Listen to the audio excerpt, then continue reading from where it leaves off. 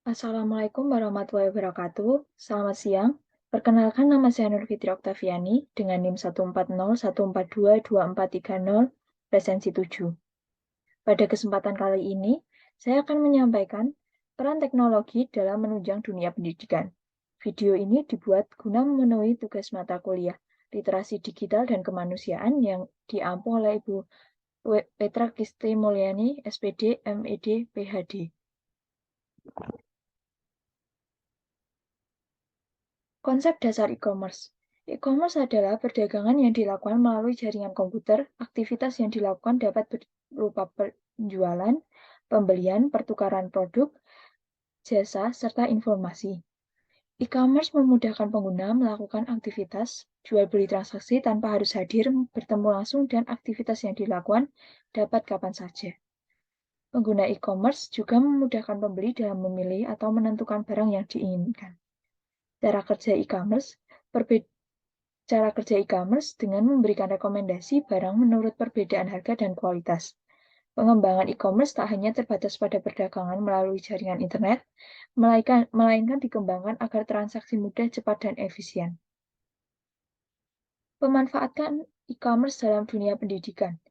E-commerce menjadi kebutuhan khusus bagi siswa.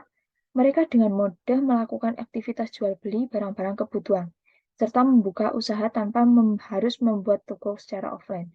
Pemanfaatan e-commerce bagi siswa yaitu dapat menjangkau target pasar secara luas, memudahkan pembeli dalam melakukan transaksi tanpa harus bertemu secara langsung, menghemat biaya, serta pengelolaan pengiriman yang lebih mudah.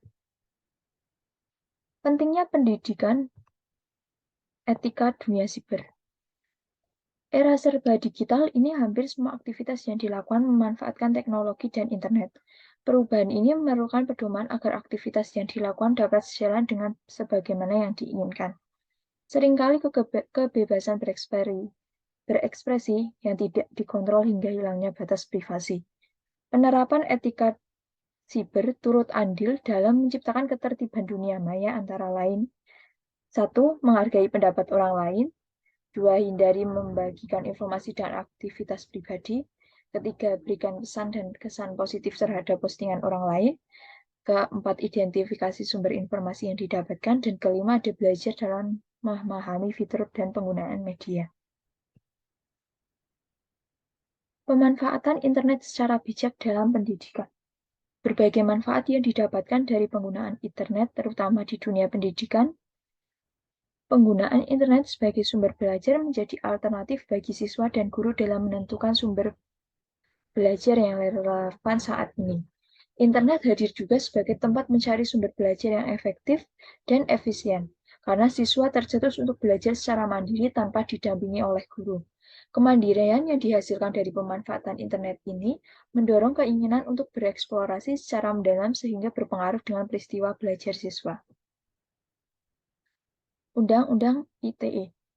Teknologi dan aturan merupakan bidang yang bertentangan, namun keduanya memiliki arah yang sama yaitu meningkatkan kesejahteraan manusia.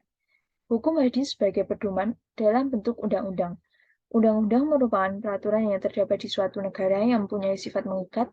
Dalam artian lain, undang-undang adalah aturan yang ditetapkan suatu negara dan tidak keluar dari kaidah atau nilai-nilai hukum suatu negara.